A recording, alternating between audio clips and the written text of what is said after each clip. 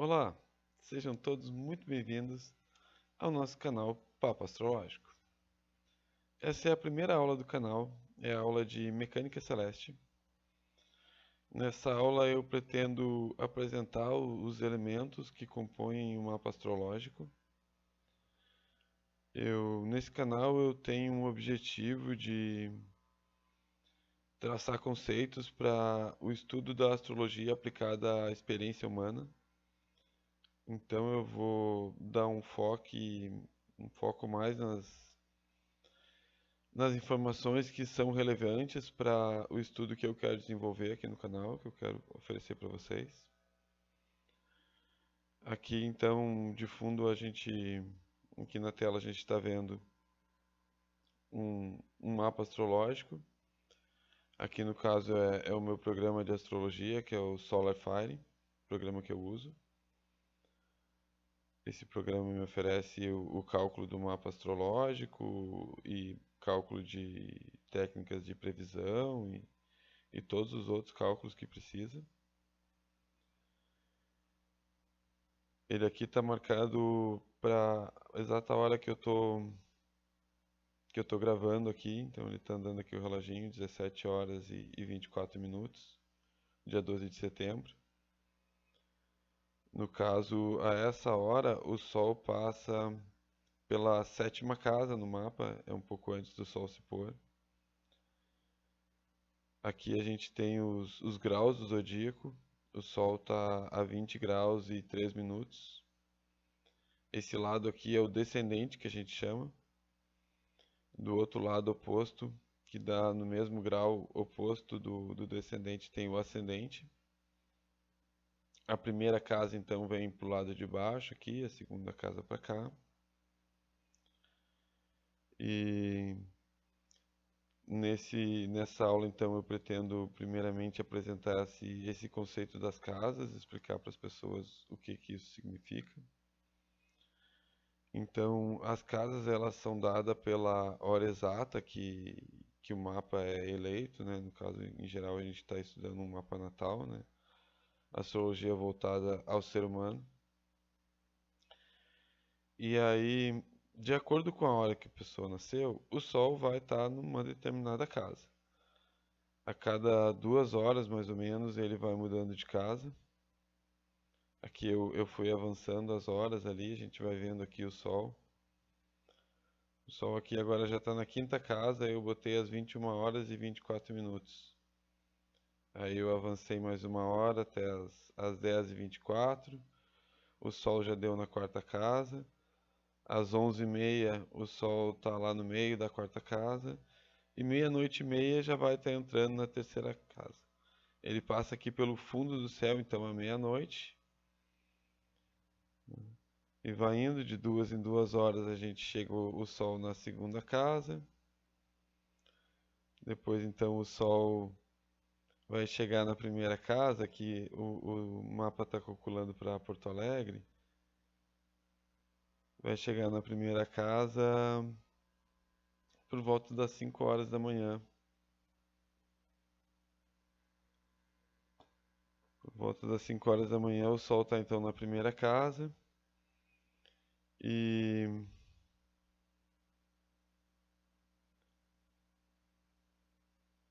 e umas 6h30, entre 6h30 e 7 horas, dependendo do dia, né?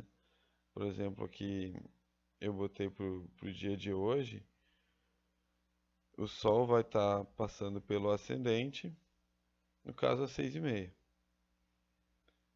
E então, com esse tanto de informação, a gente pode calcular um ascendente até de cabeça já. Se a gente souber a ordem dos signos e por onde que o Sol anda no dia que a pessoa nasceu, né, o grau que tá e assim por diante. Que é umas coisas bem simples até depois que a gente entende, né, que no primeiro dia o Sol tá no zero, vai indo um grau por dia. Aí a Lua anda um pouco, a Lua que anda mais rápido no mapa, a Lua chega a andar 13 graus por dia.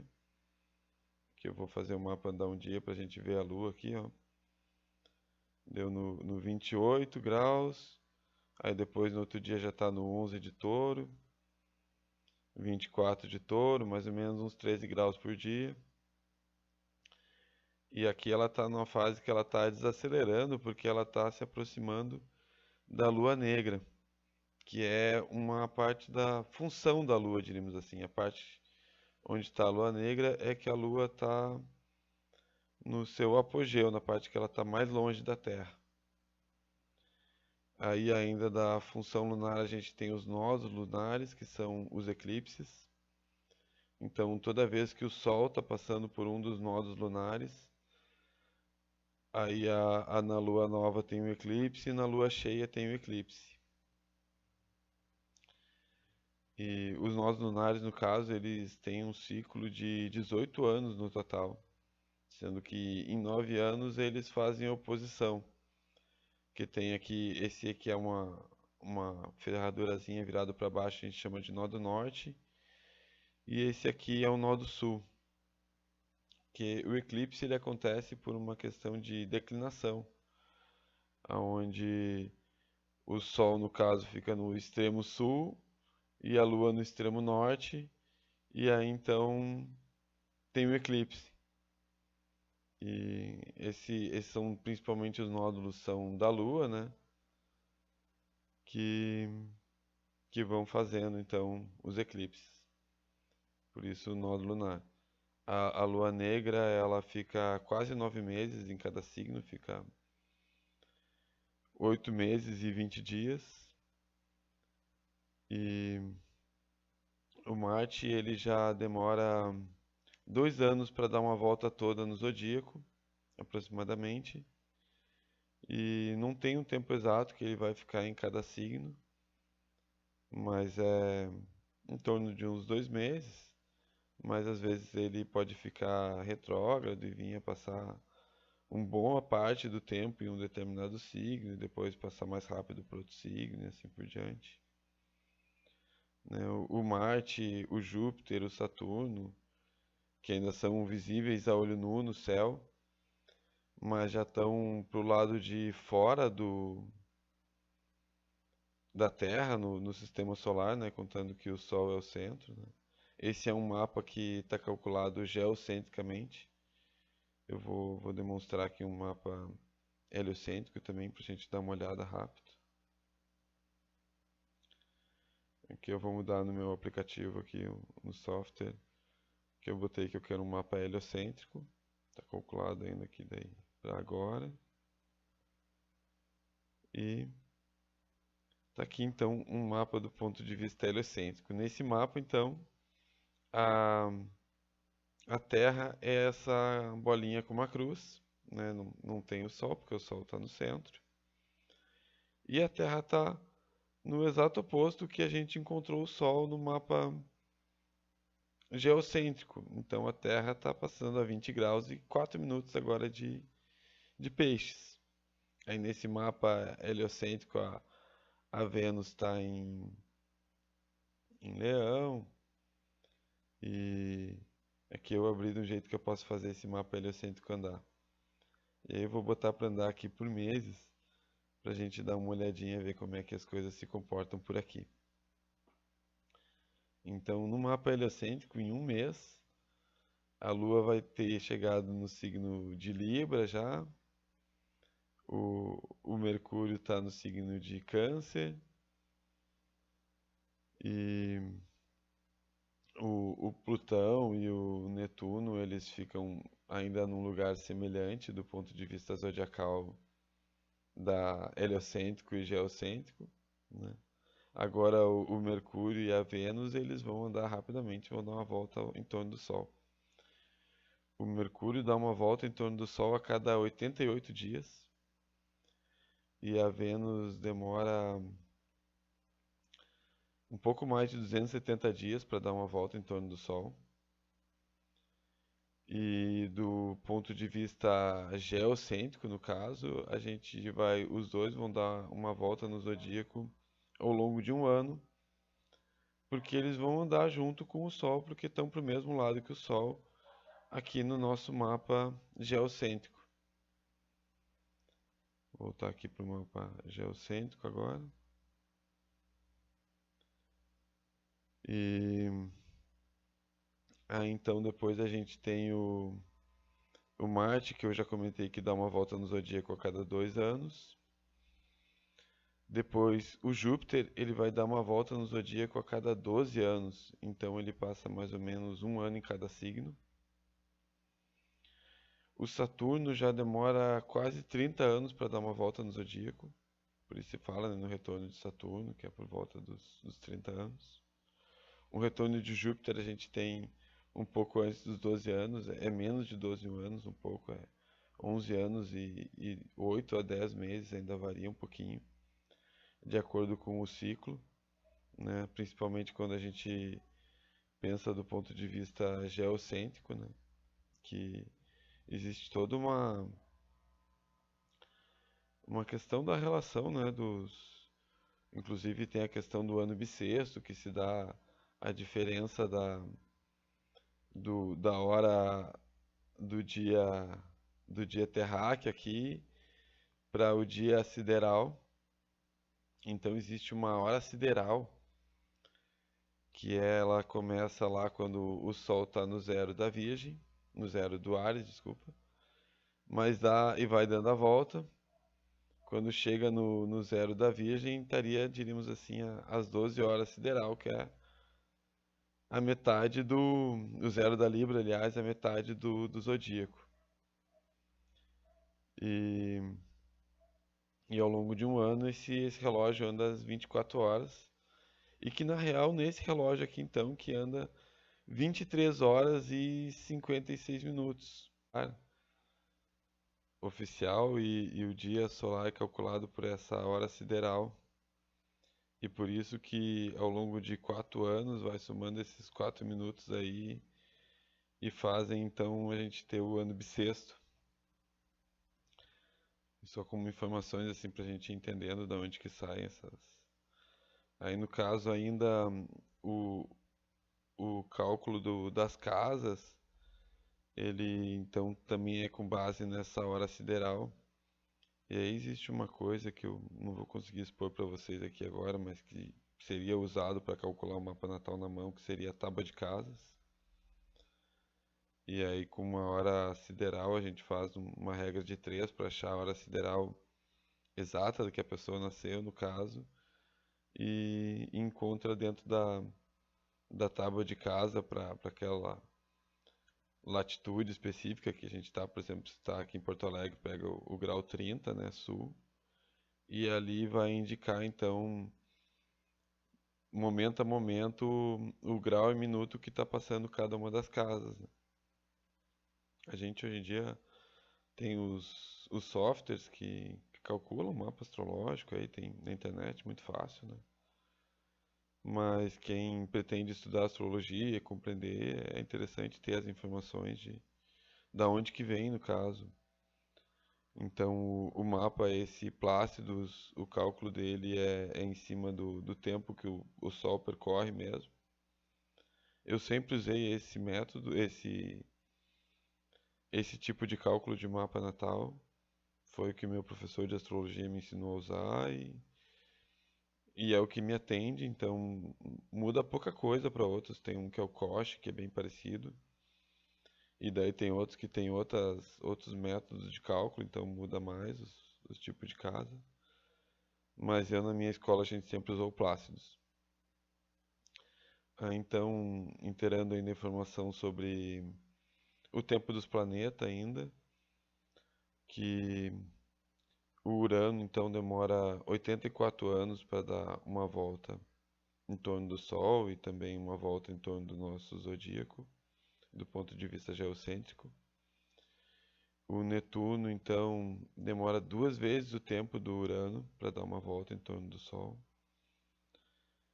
Então, o Netuno demora em torno de 166 anos para dar uma volta em torno do Sol, olhando do ponto de vista geocêntrico e heliocêntrico é muito semelhante. E o Plutão, que demora 3 vezes o tempo do Urano, é algo em torno de 250 anos. fala em 248, 244. Essa informação eu encontro ela um pouco variada às vezes. Mas é a informação assim que o Danny Rudger, que é o meu grande mestre, assim, que eu mais li os livros deles e uso muito dele dentro da minha metodologia. E o Danny Rudger, ele é filósofo, astrólogo, ele foi também músico, compositor e escritor, né? E ele fala isso, então, que o Netuno é 2 vezes o tempo do Urano e o Plutão é 3 vezes o tempo do Urano. Ainda tem informações do ponto de vista astronômico, né, que são relevantes para a gente compreender assim a psicologia que tem por trás da astrologia. Entre elas, eu acho muito interessante a questão do Plutão, que o Plutão ele tem um ciclo bem anômalo. Ele passa quase 30 anos no signo de Touro e depois no signo de Escorpião ele passa na metade desse tempo, ele passa em 15 anos, ele passa o signo de Escorpião. E vai acelerando quando vai aproximando então para o signo de Escorpião e desacelerando quando vai indo para o signo oposto.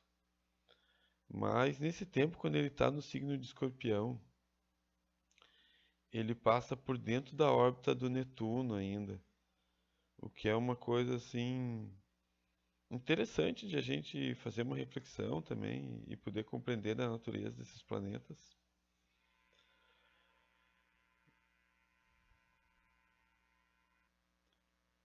Essa primeira parte da aula, então, foi bem voltada para a apresentação desses conceitos aqui da mecânica celeste, dos que são os planetas, né? Então, o tempo entre eles. Essa chavezinha aqui que eu ainda não falei é o Quiron, que é um asteroide que está entre o Saturno e o Urano. E, e agora então ainda vou apresentar algumas imagens aqui. Essa aqui é uma que eu peguei na internet que fala aí um pouco a relação, mais ou menos, proporção do tamanho do Sol, do Mercúrio, da Vênus, da Terra, do Marte e do Júpiter que vem depois. Então, assim, uma estimativa, né, de proporção. Aí eu ainda quero falar um pouquinho da questão assim histórica, um pouco da astrologia e de uma reflexão um pouco explicar por que eu estou fazendo nesse formato e os meus objetivos. Ainda eu comentei no vídeo de apresentação que eu ia falar um pouco sobre isso. Então eu pretendo no canal expor todas as informações que eu considero mais relevantes e que são informações que estão disponíveis, na verdade, para qualquer pessoa que quiser e verificar se é verdade o que eu estou falando também, né? Ou quiser descobrir e assim por diante. Essas são informações que estão disponíveis, mas eu aqui estou reunindo elas e procurando trazer de uma forma mais sistêmica, então. E tem muito mais coisa, né, do que eu estou trazendo aqui. Existem as estrelas fixas, que eu mesmo uso muito pouco, praticamente não uso, porque eu gosto mais dessa questão cíclica que o nosso sistema solar aqui oferece. Então, para isso, esse modelo da astrologia, ela nos oferece assim já uma quantidade que vai ao infinito de informações e depois a parte até que eu pretendo fazer um curso pago, então vai ser da minha metodologia de interpretação e a forma como eu uso as técnicas de previsão. Então ainda falar um pouquinho de história da astrologia e de alguns conceitos, né? Então A gente, como astrólogos, tem a astrologia como uma das grandes mães da ciência, pela questão de ter sido uma das primeiras coisas que o ser humano pôde observar. Então, o movimento do Sol percorrendo a abóbada celeste, né? E a Lua no seu ciclo de crescente, cheia, minguante, nova, né? E ainda ciclos maiores, como o ciclo dos eclipses. E aí, então, os eclipses que falam de uma coisa muito interessante, assim, né? Do surgimento da ciência, porque é algo assim que num primeiro momento as pessoas olhavam e a lua começava a escurecer, a lua começava a trocar de cor e aquilo assustava muitas pessoas e assim por diante. Então, cada pessoa saía correndo para um lado, né, uma situação, e ao longo do tempo, então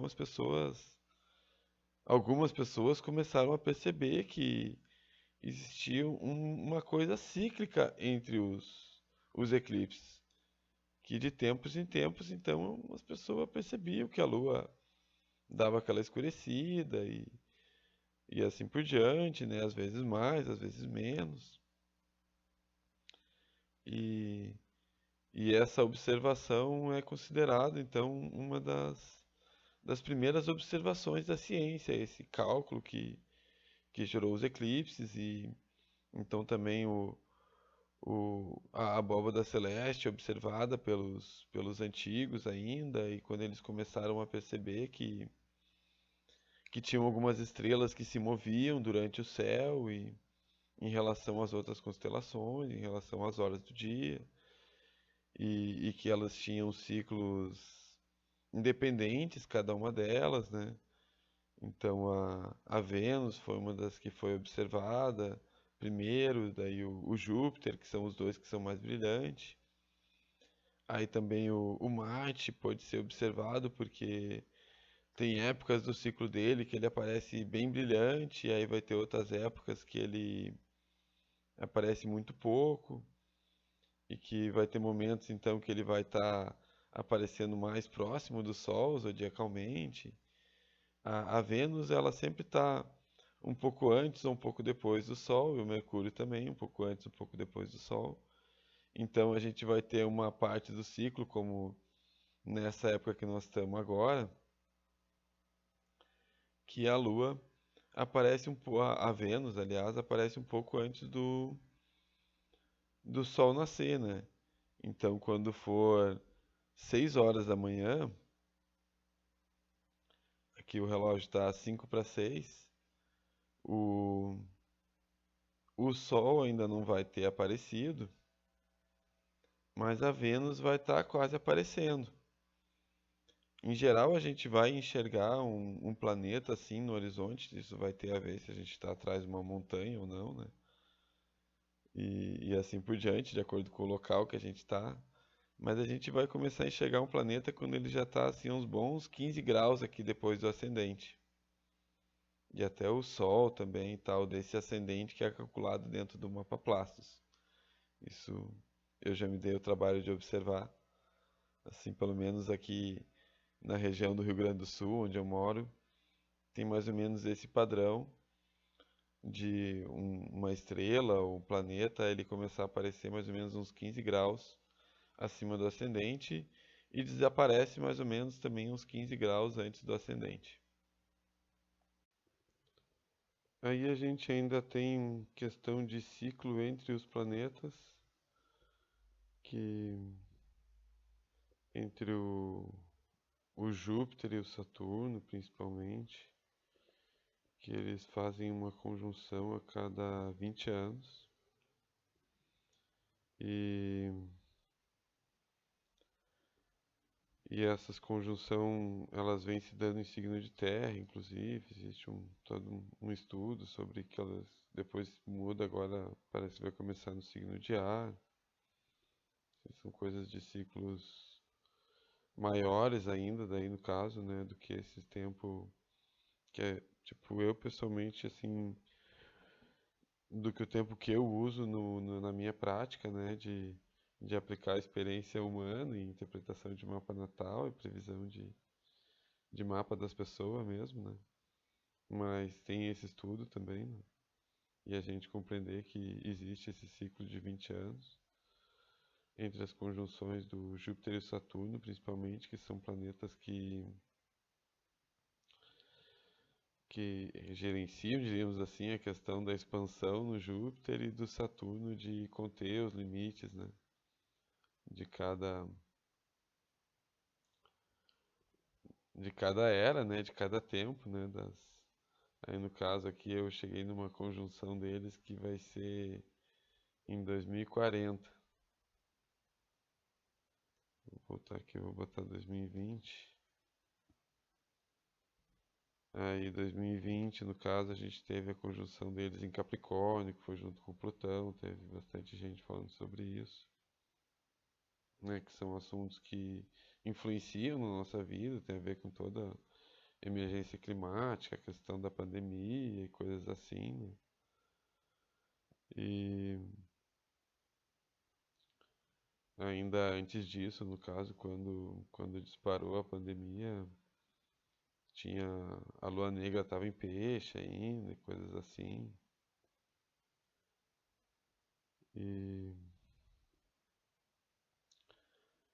então esses ciclos também são observados entre quando acontece a conjunção entre os planetas e o mais relevante deles eu considero do Júpiter e Saturno, né?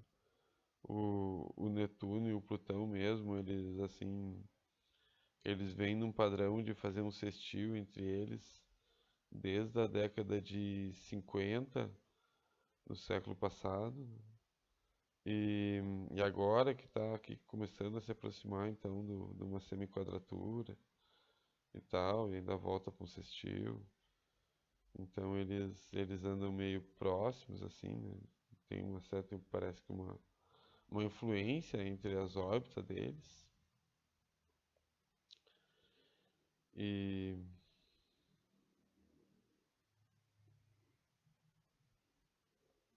então essa foi a aula de mecânica celeste.